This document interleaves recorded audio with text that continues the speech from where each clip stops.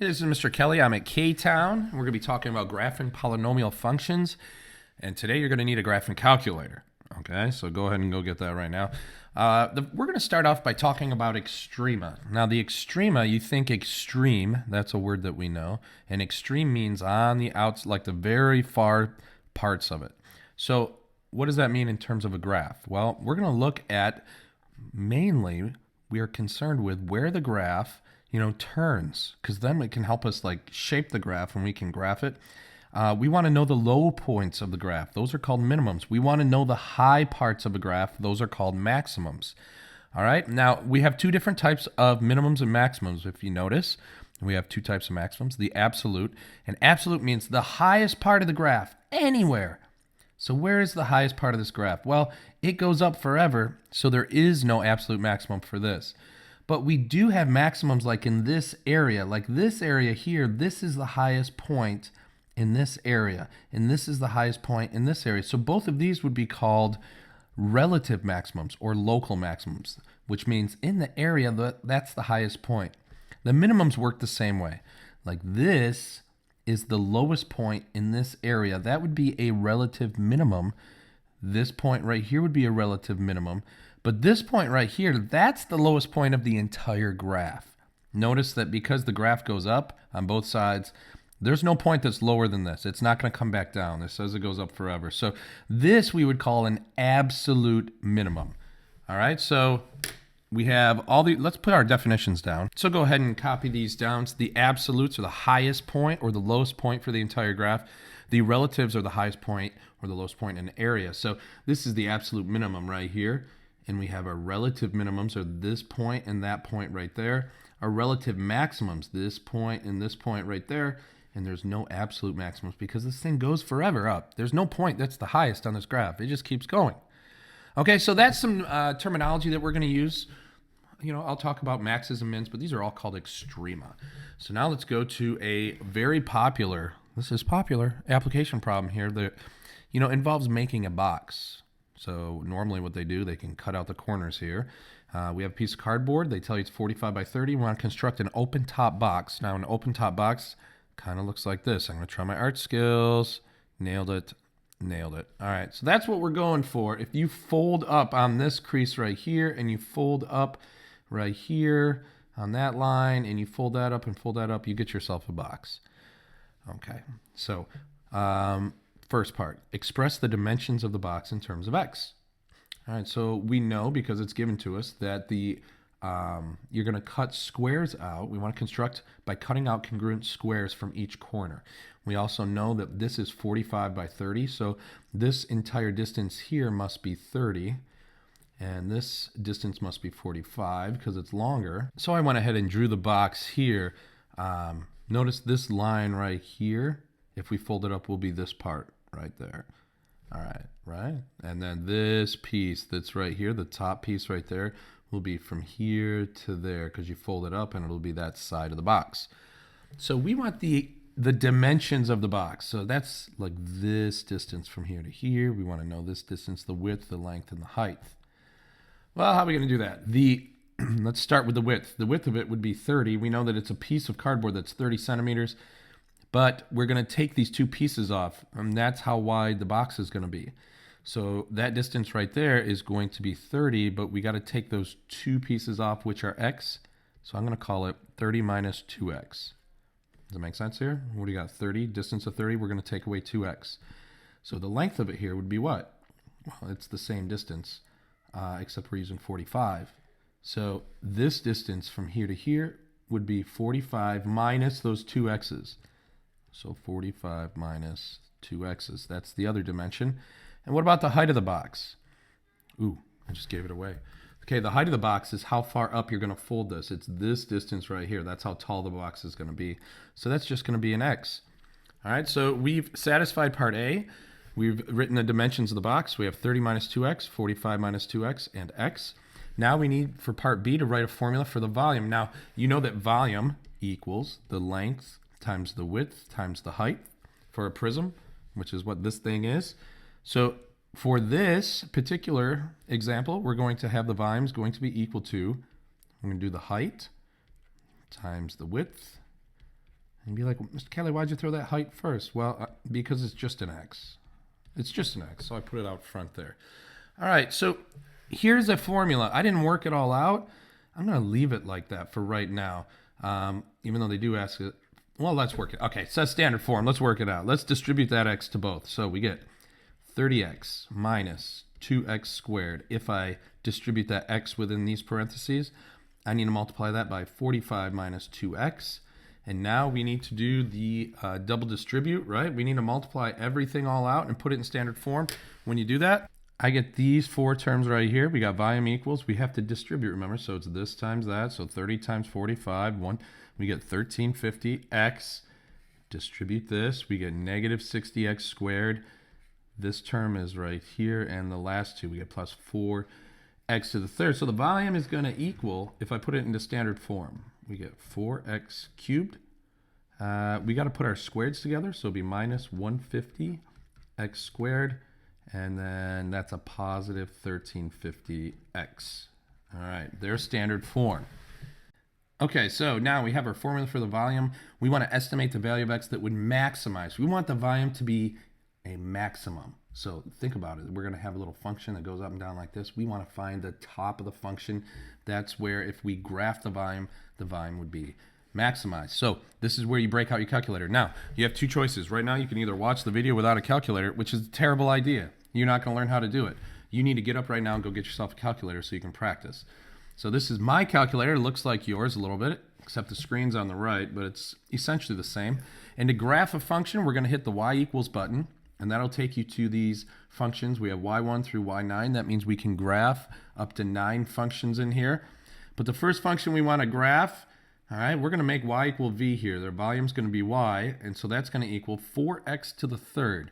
So to type that in, we have a 4. The x is to the right of the alpha button. We have to use that x right there. And above the divided sign is this caret. That's how we do exponents. So 4x to the third minus 150.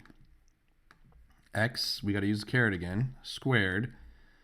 And then plus, I forgot, 1350x. Okay, so that's how you type the function in. All right, so we're ready to look at the graph. Now, we have to understand, if we hit the window button, we have to understand how the window works. Now, when you look at the graph, your window tells you where on the graph you're looking. And by default, it's set up to negative 10 to 10 for the x-axis and negative 10 to 10 for the y-axis. So if I hit the graph button, that's the part of the graph it's showing me. Now you can notice this went right up the x-axis, and these are difficult to look at, these graphs sometimes, if you don't understand the scale.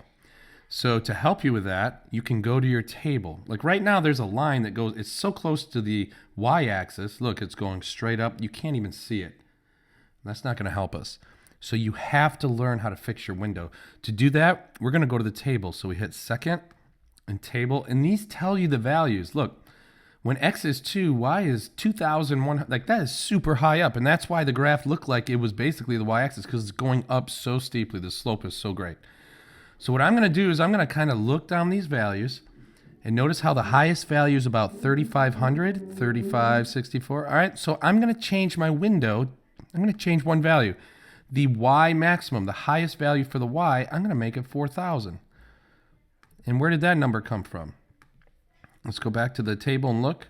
See how they, like if the window goes to 4,000, then all of these numbers will be graphed in the window. Okay, I went a little bit higher than the highest number, which is 3,564 that I see. All right, I'm going to go back to the graph. I hit the graph, and notice how we have, you know, part of the graph right here now, but I still need to see more. I need to go more to the right.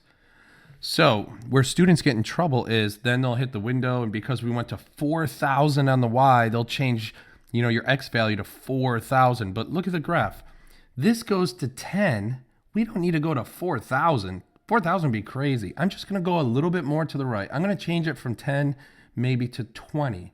And that would be x what? Maximum or min? That would be my x maximum.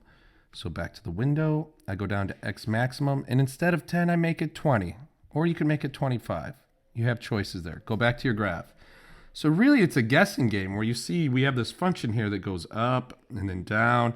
And it's going to come back up because it's third degree. So The other lessons taught us that we have, the end behavior, it's going to start down, it's going to come up, go down, and then come back up. Like we learned that in the other lesson. That's why they came first. So looking at our graph right now, we have to know the characteristics of the graph. This is going to go back up again, so I'm going to need to go a little bit further down in my graph and then to the right. So as you learn how to do this, to go down, and we're comparing it to 4,000, so I'll go negative 1,000. Whoa, I got an extra negative sign there. Relax, And then I'm going to go a little bit more to the right, so I'll make that a 50. And then we just play around with it a little bit until we have a nice picture of the graph. And look, that's pretty good. Now, going back to the problem. The problem is a box right here, and the width is 30. And so what's the largest value x can be before it starts crossing? Like, we're going to cut this out. The largest value it can be is really 15, because then you'd have 15 and 15. So you kind of have to keep that in mind while you're looking at your graph. X equals 15 is the largest area. Let's see where that would be on here. I'm going to hit the trace button, and you can trace these values. See, this is x equals 25. Let's see what happens at x equals 15. Look, x equals 15 is like right here. It's where it comes back down. We call that a 0, right? So that's that point at which the sides would overlap and things would go into the fourth dimension, and I can't even understand that in my regular brain. The question is, what is the maximum value for x that would maximize the size of the box? So that's this value right here, because we've graphed the volume. So in order to find that, we got to go up into where it says calculate. We do second, calculate. We want to calculate a maximum, so we choose choice 4. And now it says left bound, so we got to go to the left. We hit enter. We go to the right. We hit enter. And it's going to look between those 2 points. Do you want me to take a guess? Yes, I do. And right now we see that the maximum is 5.88. Some weird decimal here, but we're going to write that down. Let's bring that down here. Okay, so estimate the value of x that would maximize the volume of the box. So I would estimate as x is approximately equal to 5.89. That would be, and we're talking centimeters here. All right, so by the way, they didn't ask this, but this says estimate the value of x that would maximize the volume of the box. What if they ask what the volume is at that point? That would be this value right here. Okay, that's the volume. That's the maximum volume that you can get in this situation. Didn't talk about that, but there we go. Okay, these next two examples are just for you to practice using the calculator. Now, go ahead and put this in the calculator. We're going to remind you what the zeros, the end behavior, and the extrema are. So the zeros are where the function touches the x-axis. All right, the end behavior we learned about last time, it's what happens when x is super small, which is on the left-hand side of the graph, or super large on the right-hand side, and the extrema, which are the highs and the lows. It's the top of the hills and the bottom of the valleys. All right, so go ahead and put that in your calculator. When you do that, I get this. Please make sure as you do it that notice how we have two different negative, and we have a negative and a minus, and make sure you use them correctly. The negative sign is right here. The minus is above the plus sign. So a negative is like -5, but a minus is subtract. All right, got that. Let's look at the graph here. So here's what the graph looks like. I'm going to go into my table. Ooh, quick. Let's learn about this. Zoom 6. Zoom 6 fixes your graph. By fixes, I mean makes your scale -10 to 10 on both the x and the y axis. So you're going to want to use Zoom 6. Let's write that down. That Zoom 6 is a standard window from -10 to 10 on both the x and the y axis. So we're going to need to remember how to use that, because that gets us back to where we were. And when I look at this, I notice that the graph goes off the window again. So I'm going to go back into the table. So you got to hit second and then the graph. And if you notice, these values are pretty high and pretty low. The first thing I'm going to fix right here is, we're just going to go up a little higher. You can scroll on this and notice like where the values are. I'm going to change this so we go up to at least 3,200. I'm going to make it 4,000 again. That's popular value, I guess, today. So the y maximum, I'm going to make 4,000. Go back to my graph and look at it. Okay, do you notice how this is kind of looking like this? What happens here? This is, again, why we have to know about the end behavior. This is 4th degree. So the end behavior, we put the end behavior right here. Remember end behavior, what happens when x goes negative? And we can kind of look at the leading term right here. As x is negative, you raise it to the fourth power, becomes positive, then times a negative, that function is going to go down. And then as x is positive, you raise it to the fourth power, stays positive, times a negative, goes down again. So we know that this function, the end behavior of it, and this is why we needed to learn this stuff really, it's going to end up going down, and it's going to end up going down on this side. But then there's stuff that happens in the middle. Well, let's go back to our calculator. So I can see the function like this, but I know that eventually it's going to go down. So I am going to make my scale. I'm going to go down. If this goes up to 4,000, I'm going to go down to 4,000 in my y-axis. And then I'm going to look at it again. And just a lot of this is playing around and getting a feel for it. All right, so I can kind of see. I'm going to go a little bit more to the left. So which value is the left in the window? That would be the x-axis, and it would be the x minimum. So instead of going negative 10, I just want to go a little bit more, so I'm going to make it negative 20. And so now I'm getting a good picture of the graph. Now, can I find the maximum here? So pay attention here. Here's how you find the maximum. We do second, calculate, and we want the maximum, which is choice 4. And what I'm going to do is you need to be to the left of the maximum, so I think I am right there. I hit enter. Then I go to the right of it. I hit enter. So it's going to look between these 2 points for the highest value, which is the maximum. And it's going to find it right here. So I'm going to write that down. So we're going to say there's an absolute, spelling. There's an absolute maximum because that's the highest point right there in the whole graph. We know that goes down based on the end behavior. So there's an absolute maximum at, well, let's write that down. Here's how we're going to say this. There's an absolute maximum of about 3,459.90 at x equals negative 0.25. So the absolute maximum of 3,400 at x equals. So it tells you the x value that it occurs at, and this is what the maximum value is. The absolute maximum. There are no relative maximums anywhere else in the graph. If you notice, I don't see any minimum values, and there's no absolute minimum. There's no relative or absolute minimums because this goes down forever. Other thing we need to find. All right, did we find the zeros? No, we did not. We got to find the zeros. That's where it crosses the x-axis. So back to the calculator.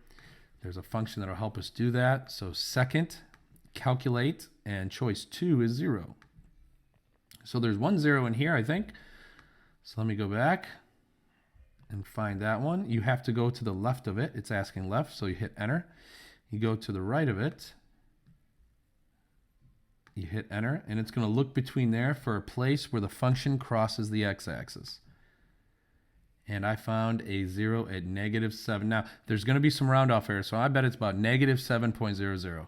That's where y equals 0. So 1 0 is at negative 7.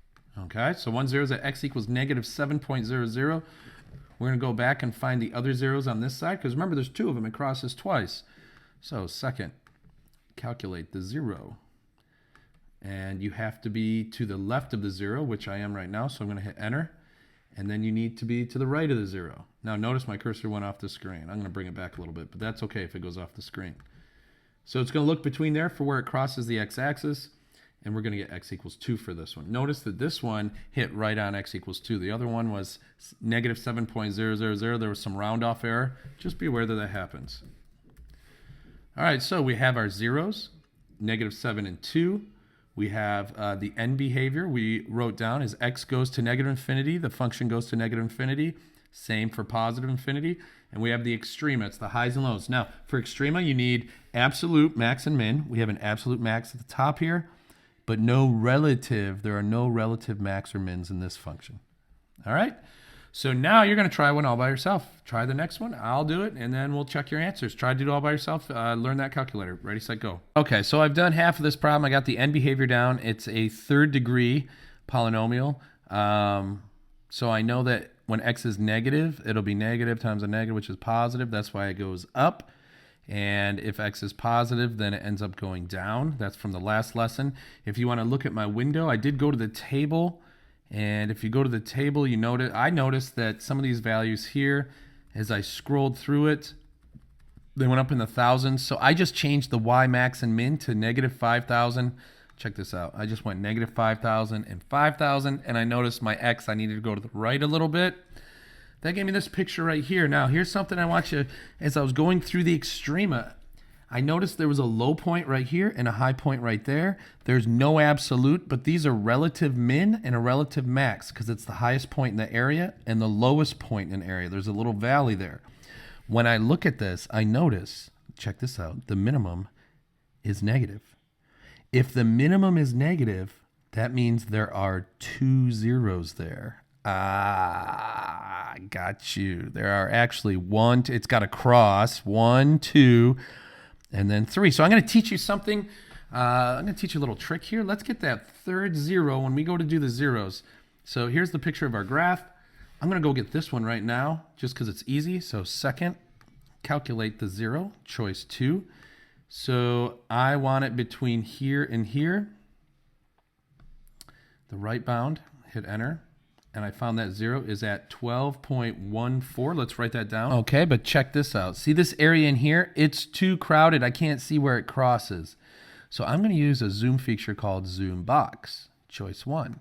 And what Zoom Box will allow you to do is you can draw a box around what you want to zoom into. So for me, I want to zoom into this area. Oop, my calculator's a little too fast for me today. I want to zoom in. You hit enter. You scroll down. Ooh, that's too far. And then you scroll over and see the box that it's making. It'll zoom into that area so you can really see. I'm having trouble here. You can really see that area and see like where it crosses. I hit enter and notice, oh my goodness, it crosses here and it crosses here. If you want, you can zoom box again, but I think we're close enough now. We're going to calculate the 0. Let's do the one on the left first.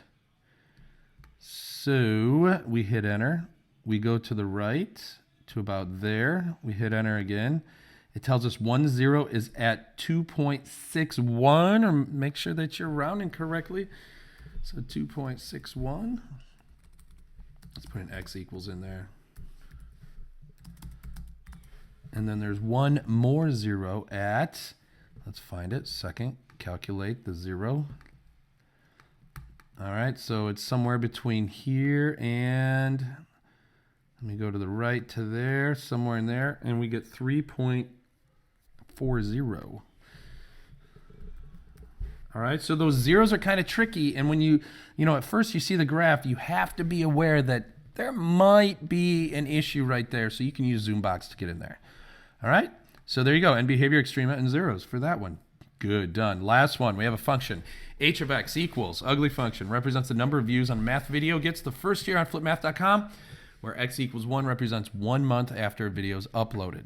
Use the graphing utility, find how long, get the highest number of views. So that's something there. I mean, you're seeing highest number of views, for goodness sake. That has maximum screaming all over it. So let's put that in our calculator and graph it. So I put it here in the function here, and I don't forget about zoom 6, which takes me back to the standard window. Don't forget. And notice it looks like it goes up and then down. And then I know the end behavior on this, because it's negative, it's going to start high, go low, come up high, and end up low again. So I know what the end behavior is, but I got to fix that window there. So I'm going to go to the table and notice that a maximum value here might be, we're not in the thousands anymore. We're looking maybe if I use 300 for a maximum value for y. Notice right here, we start low, it gets high, and it's going low again. I'm going to change my window so the maximum y value is about 300. And again, that just comes from looking at the values in your table. Get a picture of the graph here. All right, I'm getting a look at it. That's good. What else we got? I want to know what some of these values are here. I probably should go down a little bit, go back to my table. These negative values, you notice, go pretty negative here. So I'm going to change my my y minimum value. I'm going to make it more negative, maybe like negative 2,000. And that'll give me a good picture here. And that's our y value, negative 2,000. All right, go back to my graph, and now I have a graph that kind of looks like this. And I can tell it's probably going to go up higher there, but that's negative anyway. I'm really concerned about that maximum point right there. So, second, calculate the maximum. I can hit enter right off the bat. I go to the right. I want to know the maximum value. Let me take a guess right there, 2.42. So that's 2.42 months in this problem because we're talking about, how many months is what x is. So let's write this out. Using graph, find out how long after they upload a video to get the highest number of views. So after, we're going to answer the question here. So after 2.42 months.